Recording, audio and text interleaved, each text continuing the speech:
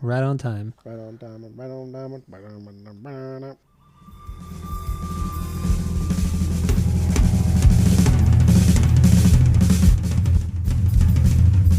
Welcome back to Asinine Radio, a weekly podcast where we talk about music, and, well, that's pretty much it. So, let's go!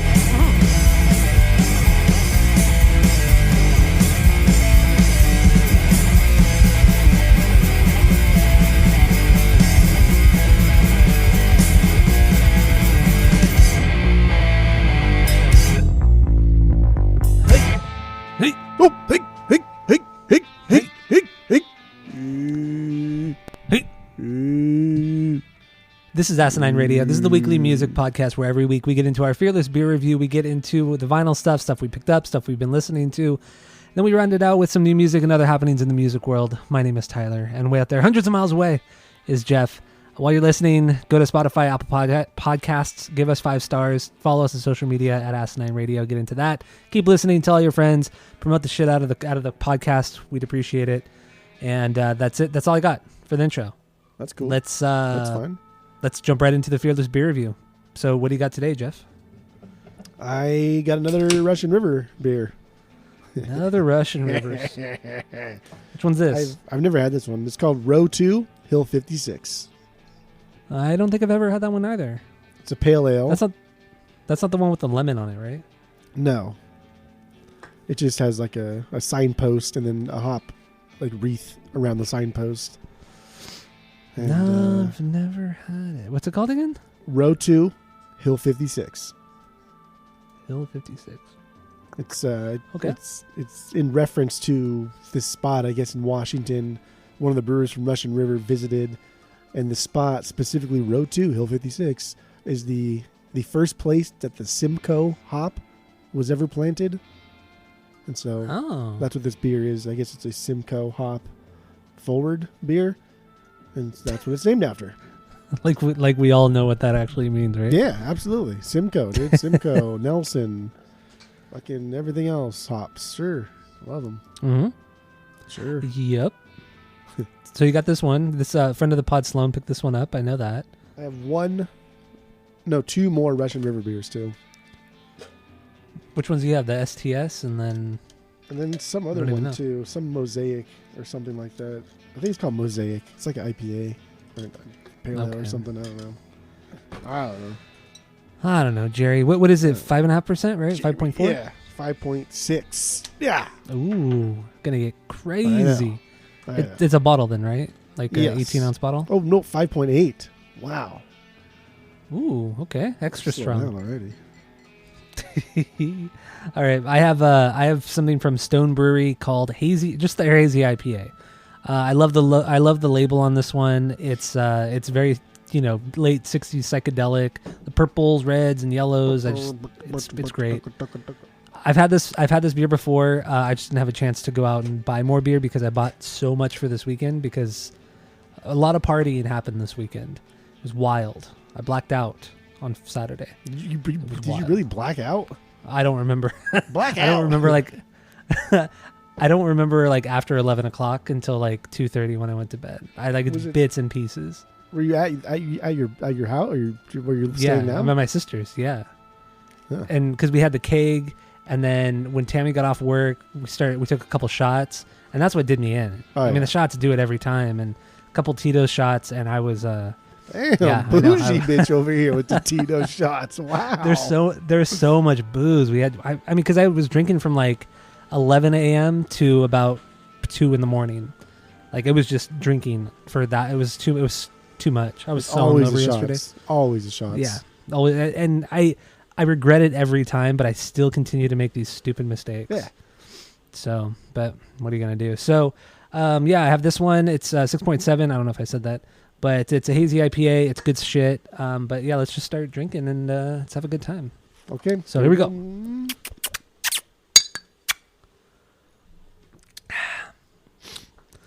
Oh boy, that is a beer. So what do you think of yours? Good. Since it's a new one. Good, solid pale ale. Maybe the Simcoe is what's doing it, but it's got a little citrus to it. A little I don't know what type of citrus, but it's got a little citrus too. Not like an orangey citrus, like different type of citrus. Like I guess, lemon? I guess grapefruit here is what it says here. But I don't even like grapefruit, but it doesn't taste like grapefruit. But I don't know, this is good. It's super solid. I like this. Once I like this a again, lot. they kill it. They nail it. Yeah, they just do like everything they do is just good. Good to great. Great to best. Great to best. Great to best. Better than bad, I'll tell you that much right now. I know everything about it. Oh, you said a lot of words there. So our boy Raul lot left a of review words. too. All right, what did he say? He gave this 4.36 out of 5. Okay, I see. So there's 5 different categories, right? So he didn't rate this a 4.36. It's just the aggregate of all of his ratings, like the mouthfeel, taste, smell, look. Because I thought, that's a very specific rating out of 5. But that's no I different hate than us. mouthfeel for beer. What does that even mean? Mouthfeel? The fuck Dude. out of here. This isn't a food. It's a liquid. I've been dying to find a pizza blog that takes mouthfeel into consideration. So I understand it. I get it.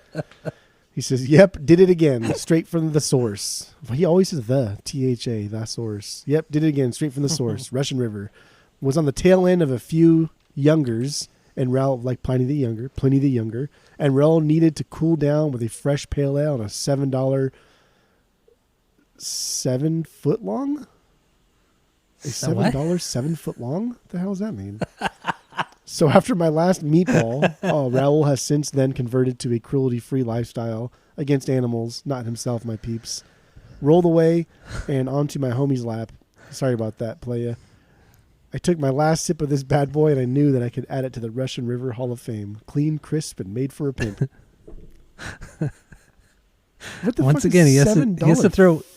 I know, that's what I was going to bring up. Like, he has to throw in one 7 little... foot long. I mean, it has to be a typo, but... Because I don't know what he could possibly be talking about. So Raul's either vegan or vegetarian. I don't think so. As of 2013. Yeah, he said Raul has since then converted to a cruelty-free lifestyle against animals. Huh. I wouldn't have thought that. Because he always talks about going to Boar's Head. Or not Boar's Head, Hollingshead. fucking Hollingshead, yeah. Yeah. He always talks about going there, and that's like a sandwich shop. A deli sandwich shop. Great sandwiches, too, by the way. Great joint. But Fucking sandwiches. I think he's lying. You don't like sandwiches? It's a sandwich. I don't know. Is it great? They're I don't know. delicious. Better than Deli bad. sandwich? It's great. It's great, man. They're great. When you get Hollingshead and Cortina's, forget about it. Great deli spots. I don't Italian spots. think any cold sandwich can be great. I think a hot sandwich That's can be wrong. great, but cold sandwiches, no. I don't think cold sandwiches can be great. No. I don't think you've ever had a cold sandwich then. Okay. And talking about sandwiches real quick, you sent something in the group chat yesterday or the day before. That was of even some an like open face sandwich. That wasn't mine. Was that was yours? No, fucking disgusting. It looked so gross. Dude, he What the fuck was on it? He bought like Sloan. This is Sloan, by the way. Who this did this? pastrami thing, and it's like it's sliced. It's like Hillshire Farms status, but the brand's called Buddig. I don't know fucking what that even means, but it looks gross. Like it's got like the liver spots on it. It just looks nasty. So just a bunch of like sandwich meat thrown on a plate, and then like Kraft cheese slices. Threw it on top, so no bread, Quality. right? And then just a scoop of potato salad on the side, and then he has this like honey. Maybe it's not honey. I don't know, some kind of Dijon mustard, spicy Dijon mustard, and he didn't shake it. And so when he squirted it, the first like decent squirt was just pure water. And I was like, "You gonna shake it?" And he says, "No. Why would I?" So, well, because your food's covered in water, dude. And he ate it and said it was really, really good. Oh man, That's fine. yeah, that picture you sent, it looked like somebody diarrheaed on top of it. Like it was just that. It looked so gross. It looked disgusting. Ugh. Yeah. Ugh. But it's Sloan. He makes the weirdest concoctions, both food and booze wise. And everything is so friggin' good. Like, I don't care if you eat shit, dude. Like, I eat those Soliditos that people think are disgusting, and a lot of things I eat are just nasty. But I don't claim like everything is fucking delicious. Like, I know some of the stuff I eat is garbage, and it's whatever. But like when you say everything is good, like nothing is good. Yeah. It's when you're trying to get someone to try something new, like, oh, you should try this. It's so good. Like, you say that about everything. No, you've lost all credibility. Yeah. at that point. Oh, that's good. Good stuff. Whatever. All right. Got anything else on this one? That's it. That's all. On your Russian River. All right. So my Stone Hazy IPA, like I said, I've had this many times before. I think I've even had it on the pod before. This is just a really, really good hazy IPA. It's just the right amount of, citrusy juiciness and hoppiness. It's a perfectly crafted beer. Well, I don't want to say it's perfect because it's not perfect, but it's a really, really well crafted beer, and I really dig it. So I'm gonna give it I'll give it a 2.8 out of 3. Give it a 2.8 out of 3. And did you rate yours? Or I no? did not. Okay, so anybody who's wondering what we're talking about, we have our world famous 3-point rating system where 3 is a perfect beer, 2 is a good beer you're going to continue to drink, 1 is a bad beer but give it a shot, and 0 is a drain pour. So I give mine a 2.8 out of 3, and what do you give your Russian River? I give mine a 2.86. God, you're annoying. Well, that's in honor of Raul's rating of 4.56. I wasn't Okay, just do gotta put 2.8, but I added the 6 there for Raul. Plus, we got some listeners out there that get really irritated when we don't when we do our thing out of 3 for 1, and then when we give points, like 3 point, 2 point, 1 point, and then we do I guess a 10th spot after the first one, or a 100 spot. Oh yeah. So 2.85, 2.86, 2. Whatever. That makes people angry. It upsets people. Yeah, just the idea that it's not a 10 point or a 5 point, it just drives people absolutely insane. And I love it because they need to learn how to, progress and evolve. I know. Everybody's wrong. Yeah. Our rating system is the best. So It's true.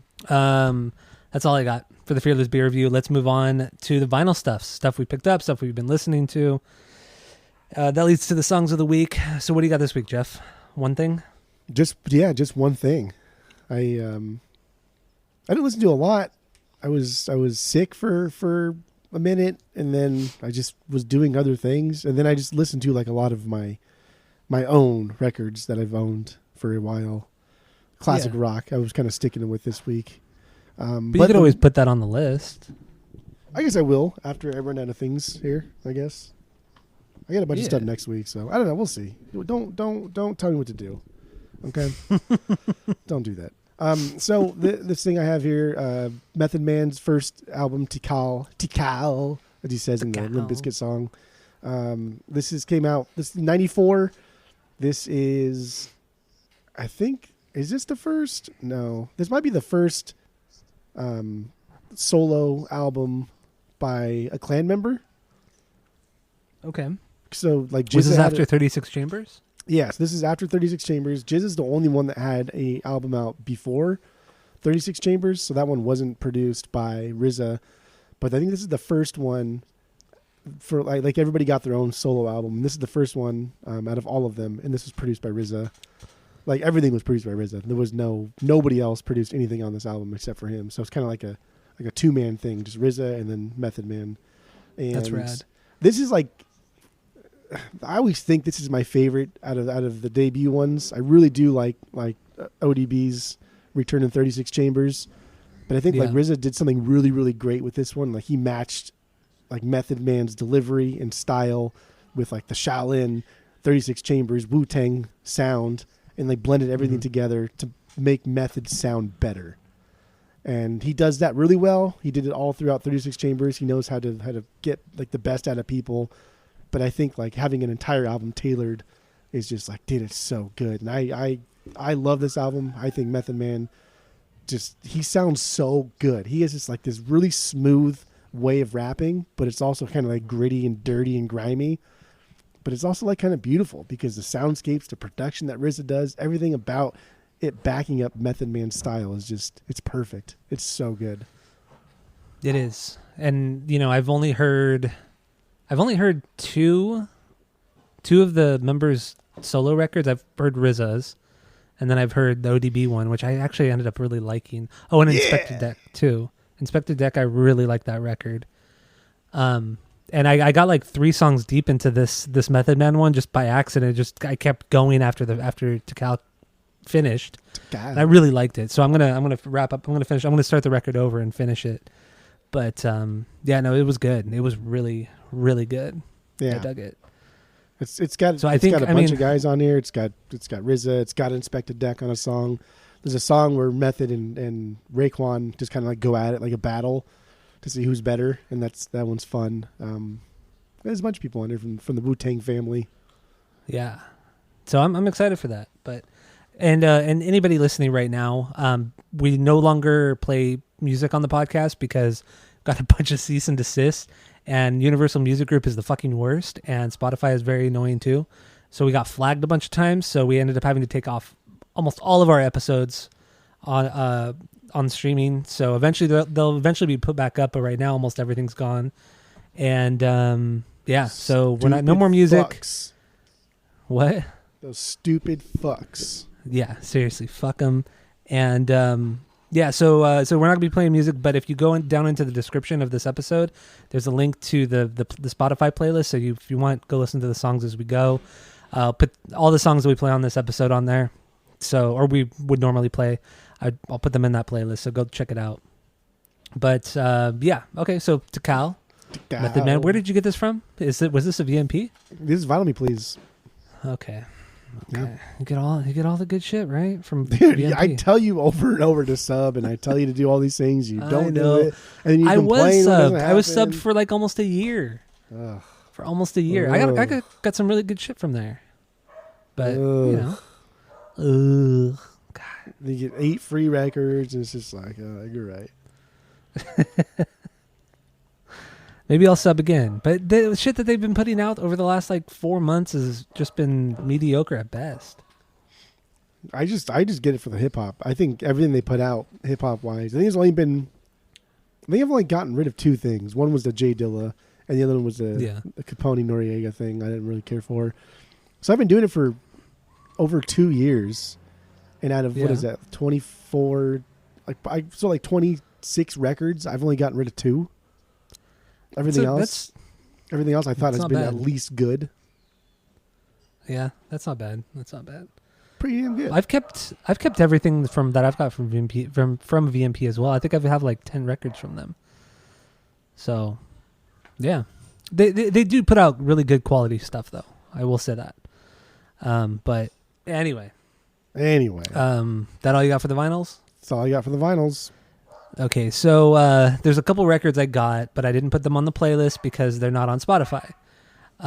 So anybody who's been listening to the pod knows that I got the Smashing Pumpkins Autumn box set, and it was damaged. So I emailed them, and they said, send it back, and we'll give you 15% off your next order online. So I went on there and ordered the 2 Smashing Pumpkins archive releases, which they ended up repressing and not saying anything, like advertising it. They just repressed them and put them on the website. So I got those. I bought the 2 that I didn't have. And then, so I bought those. Didn't pay any taxes, didn't pay any shipping on them. All that was free. And then, all my Smashing Pumpkin stuff came at the same time. But I finally got around to listening to these this week. One of them is an acoustic show at the Viper Room from January 1998. So side A is James Iha. He plays like, I think there's 4, maybe 5 songs on that side, and it's only him just singing and playing guitar. And then the other 3 sides are Billy Corgan playing just Pumpkin stuff, acoustic by himself. And it was the first time that all the songs he played that were Adore songs, that was the first time that he's ever played them live, or they ever played them live, was this acoustic show at the Viper Room. Ooh. So it was pretty cool. It's a really cool, really cool acoustic record. I mean, the James Iha stuff, I could take it or leave it. I don't think he's that great of a vocalist, but the songs are fine. It's just he's not a very good singer. But the Pumpkin stuff was fantastic. So that's one of them. The other one, this live record is fucking solid. So this is a live record when they played in Kawasaki, Japan in 1992, early 1992. So all the songs on this are stuff from Gish and Siamese Dream. So it's just, there's like a 10-minute version of Silverfuck. It's just, this live record is fucking fantastic. The band is on fire. They play the songs a little bit faster, a little bit more guitar heavy and crazy. It's a great live record. So got that one too. And then, the next 3 items you can actually listen to in the Spotify playlist. So the Mars Volta, I got their 8th record from this year, from April 2023. Their I'm gonna butcher this because I don't speak any Spanish. Que Dios te maldiga mi corazón. I forgot what it even means, but this is a reimagining of their last record, their self-titled record, and this is more acoustic based and just basic percussion, and it's good. It's definitely not their best, but it's a fun listen, and there's enough difference between the original songs and these ones that they kind of give it its own feel, and I like it, and it was fairly cheap, so I picked it up, and I got to be a completionist with my Mars Volta stuff. Omar's just that good. Sure, that's called collecting, dude. That's called collecting, dude. Bro. Wool. And then this one, I finally got around to listening to Outkast, Stankonia, their 4th album from 2000. Man, dude, this album blows all of their other albums out of the water, like without a fucking doubt. Calm down. They've perfected everything. This is better than Aquemini. This is better than, especially better than AT Aliens. Oh God, you're so funny guy. Come on, dude. Stankonia really is their magnum opus. No, it's not. It is. No, it is. It's like, I wouldn't, maybe not leaps and bounds better than the other ones, but it's damn better. Like there's no low point, because even with Aquemini and AT Aliens, there's too many skits. There's too much just like filler. But I don't feel that with Stankonia. It's a long record, but it never really feels like it gets dull. It's a pop record. And it's fucking great. Yeah, it's fuck out of here. It's fine. Anti-pop hater, get out of here. It's fine. I love my pop music. But yeah, no, Stankonia is great, and B.O.B. I mean, hands down, that's their best song. You can't deny best song ever. That's Outkast's best song. Yeah. Can't deny it. As like Turnstile would say, can't deny it. Okay. It's true. What do you think is their best song? Come on. That's not even the best song on the album. So Fresh and So Clean is a better song than B.O.B. That's no, B.O.B. is something special. Man, his Big Boy's flow in B.O.B. is flawless. Dude, he's good. It's like fucking it's butter, a perfect man. song. It's great. Like you don't think like anybody could be have that good of a flow to match that beat, but he fucking nails it. Oh, it's incredible. Incredible song. But you hate it. I just don't get why you hate that song. You hate this fucking album. I own this album. This is the first Outkast album that I owned. I owned this before AT Aliens. I love this album. But you hate it. No, you don't. You haven't said one nice thing about it. It's their third best. You really think Aquemini is better? No, I would put it at their second best. Okay, good. If I could separate I have all 3 of these Speakerbox, records. Love Below. If I could separate those two, I would probably put Big Boys pretty higher. But I would put Stankonia as probably their second. Aquemini's, like the highs on Aquemini, I think are maybe like their best, but it is long and there is too many skits. But Aquemini's not that much longer than Stankonia. It just seems like it's a long time because it does draw. It does draw. It drags on. You're right. You're right about about that, first 4 though. I got Southern Playa the other day from Violently Please. This is one of the freebies that I got for signing up again. Signing up again. So I haven't listened to it yet though. But I got so I have their first 4 records, and I'm good. I can't. I think that one is just kind of boring. I don't get it. I don't like it. So good. I don't like it. I really don't. And they were even on AT Aliens, they were doing a lot of what they were doing on Southern Playa. Dude, that one's just like, I don't know. Is that episode gone? The Outkast episode? Because I might have to do another Outkast episode. That one actually that was one of the episodes that actually got taken down by Spotify. Oh dang! So I wasn't even able to delete it. So, but it'll go back up. It's going to take me a few weeks, but I'm going to get all the episodes back up after I edit out all the music, which I found out it's not going to take that much time. I just haven't had time to do it this weekend because I've been partying too much. Can't stop partying.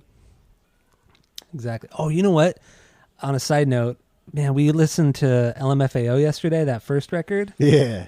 Dude, it's so fucking good. I forget how good it is until I listen to it. We got to do it like sometime in the next month or two. We got to do it. It's just it's a perfect party record. It is, and it's a perfect summer party record too. I'm so in Miami, bitch.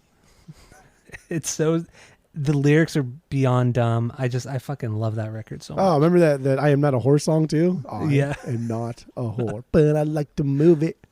And the song Yes, that's like a hidden banger on that one too. Got another friend request. Yes. Yes. And Tammy's like, when that song played and that lyric played, she's like, oh my God, that's just like you with the podcast on Instagram. Wake up in the morning, check. What does he say? Like, I wake up in the morning, check my MySpace notifications or something like that. Yeah. I don't know. Something stupid like that. I'm leaving for the groove. That's a good album. Dude, we got to fucking do it. We'll do it probably in the next month and a half because we have the next few weeks lined up already. But, anyway, let's move on to my pick of the week. So I got this record. It's Aqua, my favorite pop band, Aqua. This is their second record, Aquarius, and this is technically a bootleg because it's never been pressed before, officially.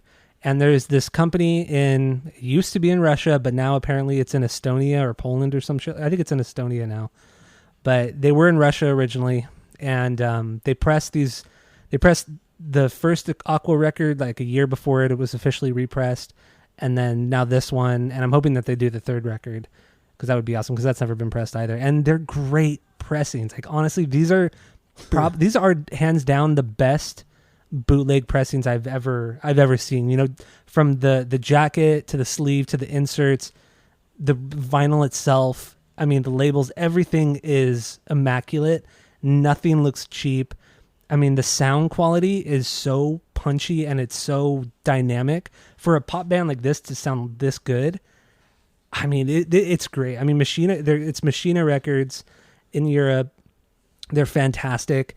I mean, I bought 2 things from them over the last 2 years, and I'm just blown away at how quickly they get here. The record got here in a little over 2 weeks. Don't they ship it out like within 24 hours? They shipped it out. Both records they shipped out within 5 hours. That's fucking. It was. Crazy. They sent me the tracking number within 5 hours, and then some guy in like his computer just fucking waiting for the ding. Just waiting for the orders. Yeah. But yeah, Machina Records. They're on Discogs. I recommend if you want like good high quality bootlegs of stuff like this that it's never been pressed. I recommend go checking them out because they have a lot of good shit. They ship quick. They're cheap considering what they are. I think I only paid $7 for shipping as well. So I didn't have to pay. I think I only paid that much. I don't think I paid like the $15 or $20 that normal international shipping is. Yeah. So, yeah, man, recommend it. So yeah, Aqua is my pick. I made you listen to Freaky Friday, I believe it was. Yeah. That song's fucking good. It was good. I liked it. Yeah, solid. It was hardcore. 10-4. It was good enough for me to want to listen to the album again. So did you? No, I'm gonna do it tomorrow at work. Oh, hell yeah. Just listen to all 3 of them. Easy peasy listens. I mean, I don't know if I can, if I want to do that. What have you got to lose? You're going to be at the record store. Nothing, just time, really. But Aquarius, I mean, in the end, it's my least favorite Aqua record. But, I mean, every song on here is a banger. Even like the slower jams, they're still bangers. Every song's a banger. Every song's a banger, man. They have so no good. Bad songs. They have no bad songs. All 3 of their records, not a bad song. I don't make the rules, man. Man, if we did Aqua after Rap Pod, oh god. Oh, that'd be so sick. It'd be so boring though. We'd have like nothing to talk about. Oof. That would be brutal. Oh shit. Anyway, let's move on. Like I said, if you want to listen to these songs that we just talked about and also the songs that we're going to talk about next, check the description. There is a link to the playlist there. So let's get into some new music that's come out this week. There's been some good shit, or at least some of the stuff I've listened to has been good. So some new albums that have come out. Avenged Sevenfold, they put out a new record called Life Is But a Dream. And this one I'm really excited to talk about because this record was fucking great. Right? Okay. All right. So. Well, I don't even know. I have so many things to say. I don't even know where to start. I don't even know where to begin. My mind is racing. It's like a dreidel in a sandstorm. I fucking hate the way he sings. He sings it's annoying. It's fucking Yes. annoying, and it's just not good. And it's annoying. It's just annoying. I don't know why he fucking does it so much. And so there are so many times throughout this album when he's singing, and I'm like, this is dumb. I'm done. I'm not gonna do it. I'm not gonna finish this. And then like it drops into some, I don't know, some breakdown or some like heavy synth sound comes in, and then everything turns into like an orchestral sound, and it just changes direction entirely mid song. That makes me think like, what the fuck? Okay, I like this now. And then the next song I hated it, and then I like it halfway through, and then I hate it. It was a ride. It was a ride. Quite the roller coaster, that's for sure. I mean, I agree with you. Mr. Shadows, he's a terrible singer. He's a great screamer, terrible singer, but he was doing things on this record that where he was like kind of showing off his pipes a little bit. He was singing. There were parts where he was singing a little bit higher with a little bit of vibrato, but not the kind of vibrato that where you're trying to overdo it because you are a bad singer. Like It actually sounded kind of good. And I'm like, why don't you sing like that more? That would actually be really cool. But then he would just drop into that normal, backcountry ballad shit, So I don't know. And then like you were saying, it just drops into this. I can't even explain it. I cannot explain it. It was fucking weird. It's all over the place. It's all over the fucking place. But this doesn't happen very often, but I was like smiling and laughing when I was listening to this because I couldn't believe they decided to make that decision to drop into whatever it is they do. But it was always like Brooks, the drummer, who would always like drop into he would always do some weird drum fill, and then it would just drop into something completely different, and it was so perfect. Like he's just an incredibly tight drummer, and honestly, I think he's a better drummer than the Rev when he was alive. I really think he's a better drummer than him, and he's so much tighter too. Did you see? So like, just on the Wikipedia, it said Jason Freese played the synthesizer on some of these songs, and I was as I was reading it, I was waiting for the songs to come up. So the first one was the song Nobody, and I was like, I wonder why they credited him. So I don't know, the synthesizer or whatever, because there's other people that are playing the synthesizer. I wonder like if I'm going to be able to differentiate whether or not it's a different person or whatever. And then it would drop into some crazy like synth riff. And I thought like, damn, that's pretty fucking cool, dude. Like, that's your credit. I didn't read that's the pretty credits. dope. That's fucking awesome. Oh fuck! I'm gonna buy this on vinyl. I really enjoyed this. And then this they is hired fantastic. the fucking orchestra. They hired the orchestra from San Bernardino to play. And so like, that's what I'm saying. Yeah, like there was like fucking heavy metal parts. There's like a fucking weird like prog metal stuff, and then it would change into like an orchestra thing. It was I don't know, dude. This was fucking weird. This entire record was a prog record. It really was a heavy prog record. I wouldn't even call it prog metal because it was just so all over the place.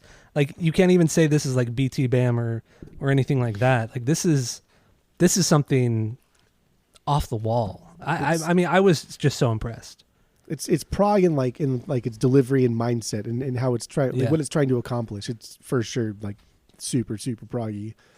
But it's I don't know if I like it or not. Honestly, I got to listen to it again because it was just too much to take in at once. It was a lot, and so I listened when their last record came out a few years ago. The first one that Brooks Wackerman played on, I actually really liked that record. It was called The Stage, I think, and I do like that record. It's good. It has some great proggy moments, similar to this, but not as weird. But it's there. It's definitely there on The Stage. But this took the weirdest parts of The Stage and made a whole record out of it. And I don't know, man. I can't. This might be the album of the year for me. Oh, that's how much at this point. This could very well be the album of the year. Okay, it's that fucking good. I was blown away by this. Okay. So, yeah, the record's fucking like $50 though. If you order it through their website or whatever, it's like $50 fucking. I would rather just order through their website than anywhere else. At least they get the money. But true. The Rev has songwriting credits too on this album. Oh really? Yeah. Oh, shit. I guess there was like some unused hook that he wrote, and they did a song or they made it into a song. So that's kind of cool. Yeah, I really like that. Yeah. I really really like that. It lives on. Yeah, I mean he really was a spectacular drummer. Really So really good. Spectacular. Yeah, but I think Brooks is better. Honestly, he this just proves I think he's a better fit for this band than the Rev was. But anyway, whatever. This next records I haven't got around to listening to, but I know you did. Foo Fighters put out the new one called "But Here We Are." How was this one? Well, we're gonna do the Foo Fighters soon. We're gonna do Foo Fighters, yeah. So I'm not gonna go too into it, but I will say that it was way better than I thought it was gonna be. Okay. Yeah, I know Dave Grohl plays drums on this one, which is cool. So, yeah. So I think we're actually gonna be doing this record on the pod after Time Bomb season. Yeah. So, so dumb. Time Bomb and speaking of Time Bomb season, Rancid put out a new record called Tomorrow Never Comes, and this is also why we're doing Time Bomb season, because we're going to be doing Rancid on the pod, dude. Mm-hmm. So I haven't listened to this one yet. We haven't decided exactly which Rancid we're going to do. I don't know if we're going to do this one, the new one, or if we're going to do like one of the classic ones. So we'll decide on that one. But what do you think of this one? I thought we were doing this one too, but I like this. I thought it was good. I thought it was super solid. Okay, yeah, I'm down to do this one then. If that's what I mean, we'll figure it out after the pod. But Tomorrow Never Comes, new Rancid, check it out. And then you put this one on here, Nightmare Scenario. The album is called State of Emergency. I listened to the first 2 songs. What is this? Did you like it? Not really. Oh. I didn't think it really went anywhere. It wasn't my thing. It wasn't bad, but it wasn't something I would normally listen to. So this is apparently this is who is this? The bass player for BT Bam? Dan Briggs. This is his like side project, and it's just I don't know. I like it. Somebody else sent it to me. It was like, you should check it out. This is cool. I like it a lot. It's just super dark, like proggy, kind of like Pink Floydy type of sound. It's like some weird soundtrack or something. I don't know. There's a lot of different instruments. There's banjo, there's keys, there's obviously bass, and then there's just a bunch of like different time signatures, and the songs change, but it never sounds like BT Bam. It's like its own thing. But I like it because it is really dark and really moody, and I really liked it. I thought it was super solid. So is it a record that you have to listen to front to back to really get it? I wouldn't say it's like some concept thing where the songs flow like between beginning to end, but they do transition really well. I think I would give it another shot and just listen for the uniqueness of every sound, because I think Dan Briggs is the only one in BT Bam, maybe not the only one, but like the most trained musician. Like he's on a different level even with the guys from BT Bam. Like the guy's like a jazz trained musician. So I know anything that he does is going to be just like fucking beyond our mental capabilities. Our mental capabilities. Yeah, because I don't fucking know what these time signature transitions and the augmented fifths and and that's exactly why we haven't done a jazz record on the pod yet, because we just don't get it. Yeah. Okay, cool. Yeah, so check that out, Nightmare Scenario. I'll check it out too. Some new songs that came out this week. Fever 333. They put out a new song called Swing. I thought, okay, maybe they have a new drummer, essentially a new band, and the new drummer is Thomas Pridgeon from the Mars Volta. And I thought, dude, this guy's gonna rip it up, this and that. And honestly, this song is just, I mean, maybe mediocre. I didn't care, man. This band, dumb. Yeah, who cares? This band has so much potential. Like it's you watch live shows. Yeah, you watch these live shows and they're absolutely fucking insane, and they sound great. Like it's not just the shows are crazy; they sound really good. The songs sound fantastic, but in the studio, it loses all of its momentum. Like all of it. Like it still sounds like John Feldman had his little grimy little hands on in it. Ugh. It was terrible. Well, it wasn't terrible, but man, it was so disappointing. Really, really disappointing.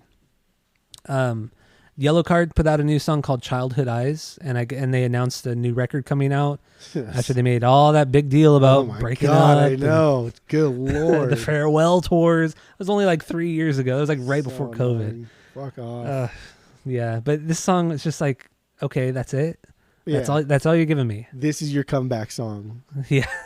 This is the song you want people to like jump on your pre-orders and shit with. Right, yeah. It's like a ballad song. It's not It's not really that catchy. It's not upbeat. The drumming, I mean, they're always known to have a great, drum parts. Because, what was it, Pierre? What's his fucking name? Francois? Longnew Parsons the third. Yeah, or okay, like that's that. what it was. Yeah. And he was an amazing drummer, and he's not in the band, obviously. And it was just why? Why? Yeah. Ugh, silly. It was dumb. Queens of the Stone Age put out another new song called Carnivore. I really like this one. I think this song was better than the last. I don't know. What do you think of this one? I thought it was kind of boring. I thought it took way too long to get somewhere, and even when it did, it was like, I don't know. That's fair. I mean, it doesn't sound like their last record, Villains, which I did not think was a good record whatsoever. It sounds more in the vein of Like Clockwork, but not as exciting. Not as, I don't know. I think this is a record that's going to be better once you hear it from front to back. I feel like that's how it has to be listened to, not taking these singles out. But yeah, they put out a new one, Carnivore. And the last new song comes from the Kid Cooties. Kid Cutie. He put out a new one called Porsche Topless, and I did not like this at all. You hate this kind of style, though. You fucking hate this trap style, man. Yeah. Can't stand it. I don't mind it. It didn't really sound like him throughout most Not of the at all. song. Like it was almost like he wasn't even there. There was a couple parts where I was like, okay, that sounds like Kid Cudi, and I don't mind this style. Sometimes it's done pretty well. This is kind of cool. I enjoyed it. That was another thing too. It didn't sound like him at all. He changed his voice completely. I felt like, and the music itself, the beat. Ugh, I hate that. I just don't like it. It just does not sound good. It sounds so unnatural. Like it just. Walk it in my pocket. There's a walk it in my pocket. Oh, I hate it. All right. That's all I got. That's all we have. That's it. That's all. So thank you all for listening. Stay tuned for the main episode because we are getting into Transplants record, and it's gonna be good. So we're still in Tim Time Bomb season. So thank you all for listening. Go to Spotify, Apple Podcasts, give us 5 stars, tell all your friends because we're the best, and that's it. That's all.